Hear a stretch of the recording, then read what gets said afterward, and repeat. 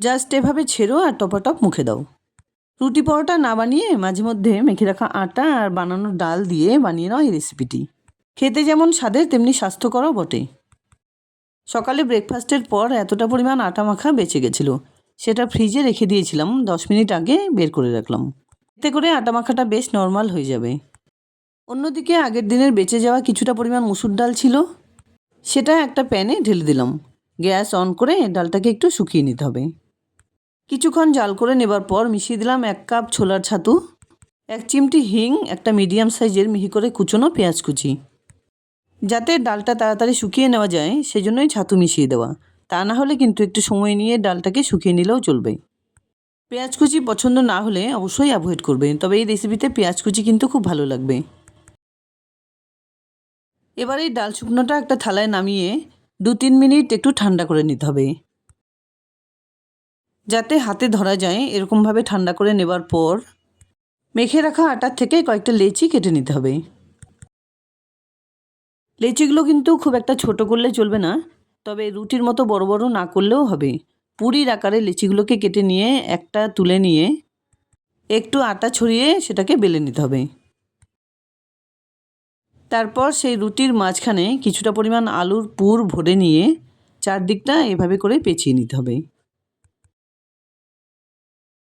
সুন্দর করে পেঁচিয়ে নেবার পর সমস্ত সাইডগুলো একখানে করে হাত দিয়ে এভাবে চেপে চেপে এই পুরিটাকে বানিয়ে নিতে হবে। ঠিক একইভাবে পরিমাণ মতো পুর ভরে নিয়ে চারদিকে পেঁচিয়ে পেঁচিয়ে খুব সুন্দর করে পুরিগুলোকে বানিয়ে নিতে হবে।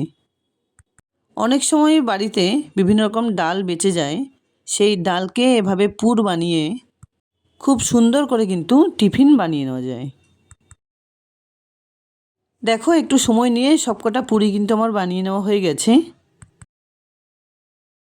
এবার একটা ডিপ কড়াইতে বেশ কিছুটা পরিমাণ সাদা তেল গরম করে ফ্লেমটাকে লো টু মিডিয়ামে রেখে একটা একটা করে পুরি ভেজে নিতে হবে।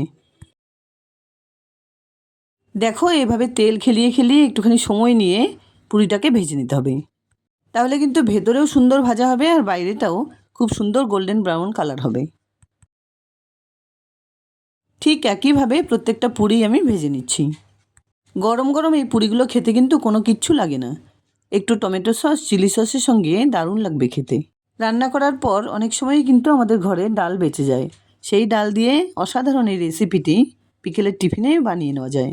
আর মুসুর ডালের টেস্ট তো এমনিতেই ভালো, পুরি বানালে আরও দারুণ লাগবে খেতে। শুধু বিকেলের টিফিন কেন, সকালে ব্রেকফাস্ট বা রাতের ডিনারেও ভালো লাগবে এই রেসিপিটি। যাই হোক, গরম গরম দুর্দান্ত স্বাদের ডাল পুরি বা ডাল পরোটা রেসিপি আমার রেডি অ্যান্ড সার্ভড।